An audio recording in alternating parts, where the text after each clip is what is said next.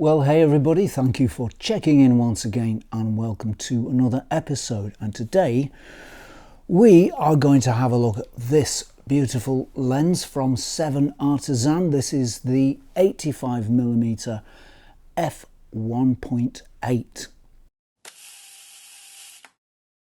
I've been shooting this lens over the past few days and I've had a lot of fun with it. This is a full frame lens for Sony E mount cameras, but it will also shoot on Sony APS-C cameras as well. And if you put it on a Sony APS-C camera, the effective focal length becomes around about 120mm. It's 85mm on full frame, but on APS-C it gives you that little bit more reach.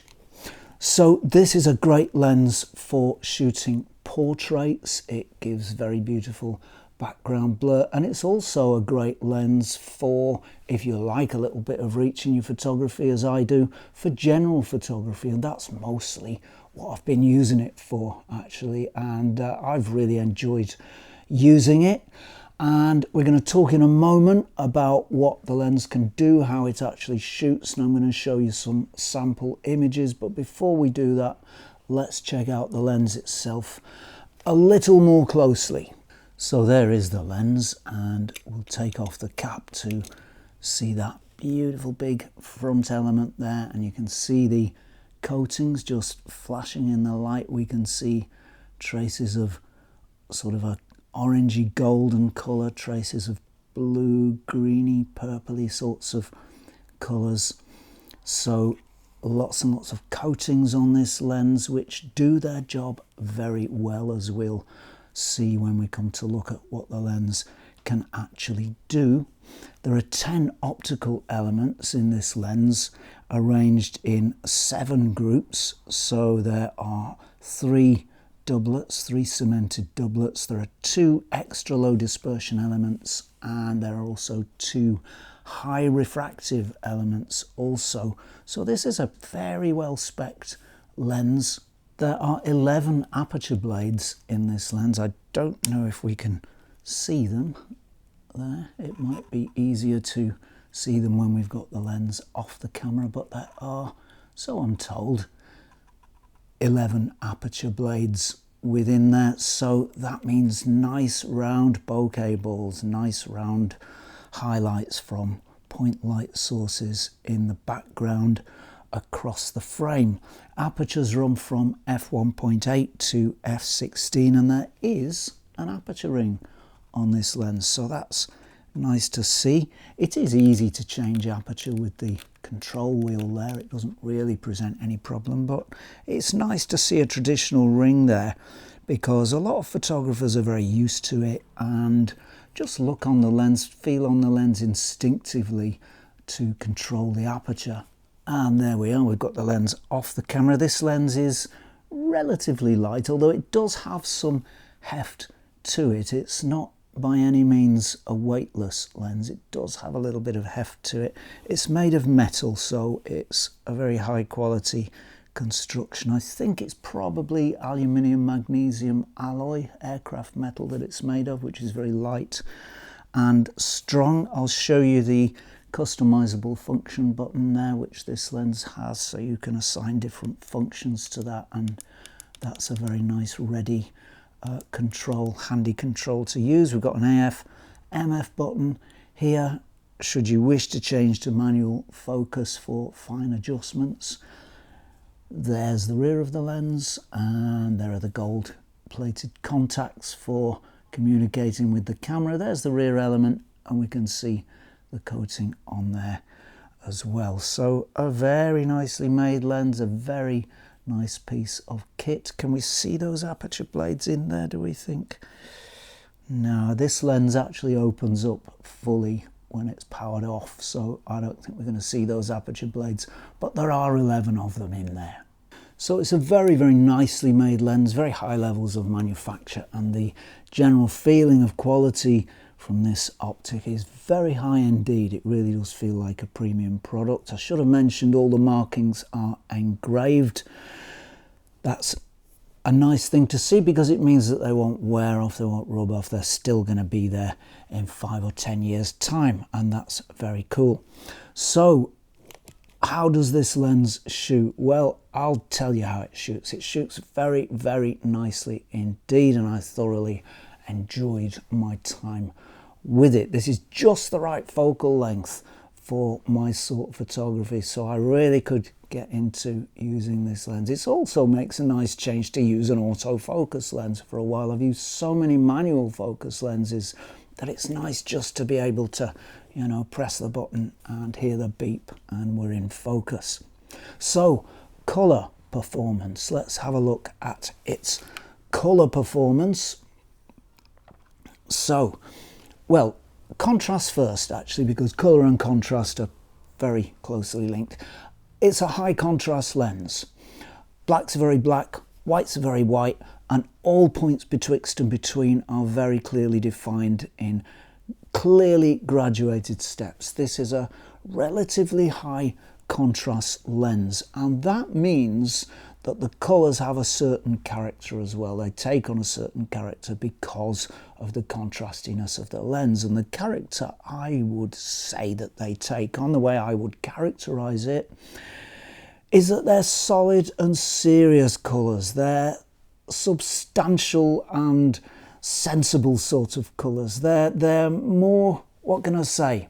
They're kind of gritty. They're realistic. They're journalistic type colours, if that makes any sense. They have a certain grittiness, a certain seriousness, and a certain solidity to them. That's not to say that they can't be very beautiful, very playful, and very delightful, and it certainly does depend on lighting conditions. I shot this lens in 2 lighting conditions. First was very overcast, the kind of very overcast grey weather we get a lot of here in the UK, where the light is completely diffuse and it's sploshing about in all directions.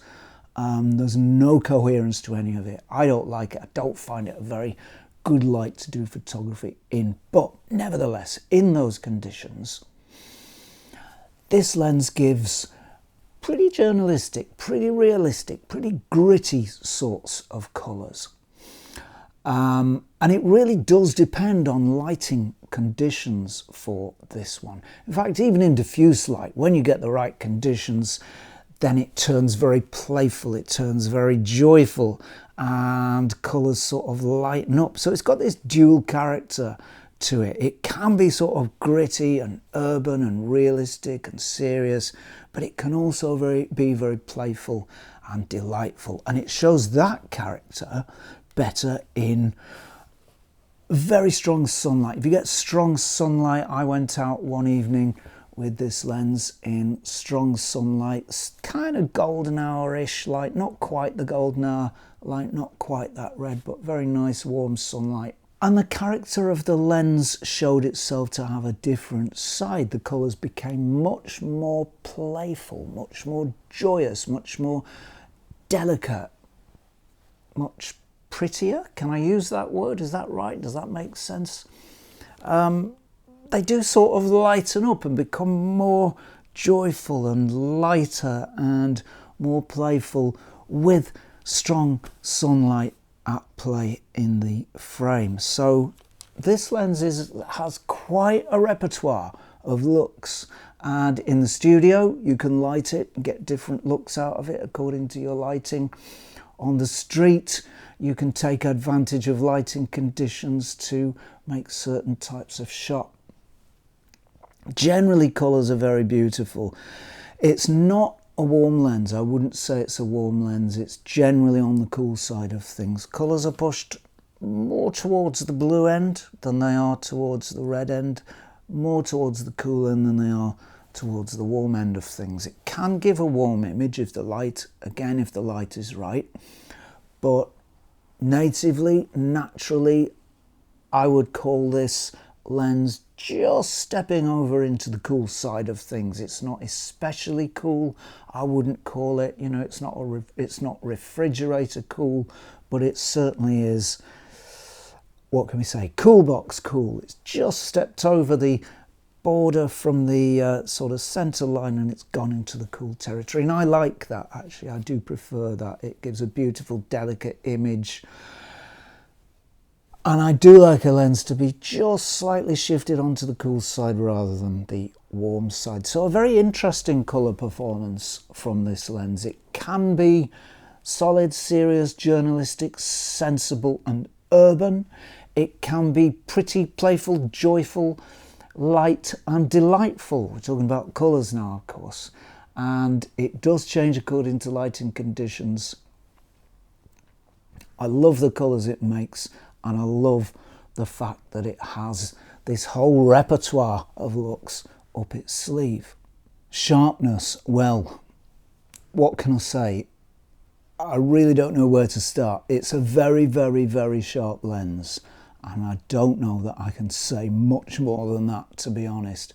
Wide open, it's as sharp as it is at f8, at least to my eye. No doubt, if I zoomed in and pixel peeped and looked at every tiny little detail, I almost certainly could see some more sharpness at f8 than I can at f1.8, but I would have to zoom right in and find those differences. They are not apparent to the naked eye. This lens is as sharp, effectively wide open, as it is at f8. Sharpness will no doubt spread across the frame. It is a little sharper in the center than it is at the edges and the corners wide open, but only very, very slightly. It's only a slight difference. As you stop down, that sharpness spreads more across the width of the frame. But to be absolutely honest, shooting wide open, I couldn't really see any difference in sharpness at all, no matter how far I stopped this lens down. Again, it's probably there if you zoom in and pixel peep, but to the naked eye, to somebody looking at the images, which is after all why we make images, it's simply not apparent. An extremely good performance in terms of sharpness. Background blur is beautiful.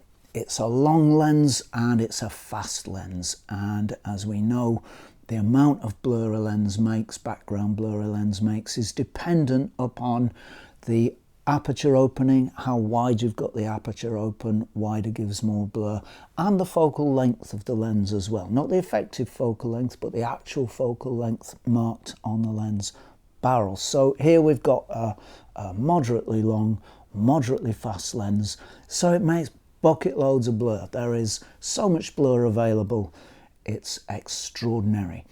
What's the quality of the blur like? Well, modern lenses keep their blur smooth, really, really, really, really smooth, and this one does the same. It's smooth throughout. There are one or two points where I can see just a tiny little bit of disarray creeping in, perhaps a tiny little bit of reverberation happening in that blur, somewhat in the manner of a vintage lens, but it doesn't do it anything like as much as a vintage lens. What I can say is that blur from this lens is consistently smooth at all apertures and all distances, but there are points in that blur as those distances change where the background blur, the quality of the background blur just begins to turn very, very slightly harsh, but it's only very, very slightly harsh. You're not going to see it, it's not going to stand out, it's not horrible, it's not unpleasant. The blur is beautiful from this lens, but for the sake of accuracy, it does have a couple of points where the blur is slightly, maybe 2 or 3% less smooth than it is at other points in the range. But for the most part, it's lovely, billowy, pillowy, soft, beautiful blur that you could just fall into and go to sleep on. It really is that lovely. And because this lens doesn't have an extremely wide aperture, if you shoot wide open, you're not going to smear away all trace of line and form. in your background blur. Sometimes images are shot with very, very fast lenses, wide open as far as they'll go, an f1.2 for example, and we lose all trace of form in the background, and then we might as well effectively have no blur because nothing's blurred out. We can't really see anything actually blurred.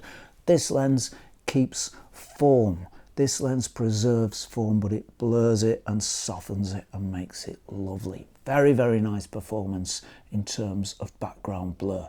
It's got really good flare resistance. I couldn't make it flare, and I couldn't make the contrast drop appreciably, even shooting directly into sunlight. It did drop a little bit. If I really, really pushed it and really, really forced it, then yeah, it would drop very slightly. But most of the time, shooting directly into the sun, this lens coped with it. This lens didn't wash out. It doesn't flare very much, if at all, really, and I do like, you know, a kind of a blue flare streaking across a shot. I do kind of like that. I think it's a nice effect. I know some photographers don't like it. I think it's lovely.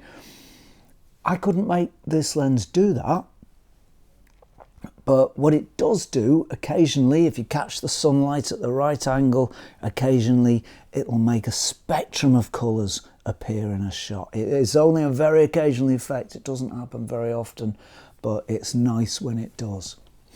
Chromatic aberration, very, very minimal indeed. There is a tiny, tiny bit of chromatic aberration with this lens. I almost didn't mention it because it's almost not there, but in the final analysis, it is there. It's only to a very, very tiny degree. This is one of the best lenses I've seen for chromatic aberration. It's very, very, very well corrected.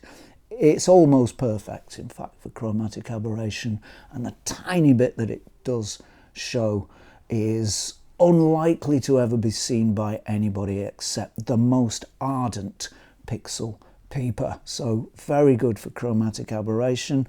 Vignetting, I couldn't see any, even wide open. I couldn't actually see any dark corners from this lens. I must admit, the shot I've used here, the sky was cloudy. It wasn't a clear blue sky, so it may be that there's some trace of vignetting that I'm not seeing, but from these shots I can't see any. Very, very good performance indeed. So there we are. That's it for this lens, I guess. A very, very impressive performance from the 7 Artisans lens. Very nice colour, very, very sharp lens, beautiful blur, a nice amount of reach, not too long, just a medium telephoto, give you that little bit more reach over a 50. It's an 85mm on an APS-C camera. It will give an effective 120mm focal length. It's extremely well made, and it's just a lovely bit of kit. And the icing on the cake is this aperture ring on the top there, and that really is a nice addition to this lens. Very, very nice piece of kit and a pleasure to use. So I guess that's it from me for today. Many, many thanks to everybody for watching, and if you enjoyed this episode, maybe you could chuck us a sub. That would be appreciated. Thank you. And many, many thanks go to subscribers for watching and subscribing and for your support. Also, many, many thanks go to patrons for your continued support. All this support is really, really appreciated. That is a heartfelt thanks to everybody. Thanks to everyone who's watched, who's tuned in, who's come back, who's given thanks, super thanks, or engaged with the channel in any way. Thank you. I appreciate it all. So that is it from me for now. If you're not doing anything too bothersome, annoying or tricky next week at around this time, please do join me for a spot more Zenography. Cheerio all.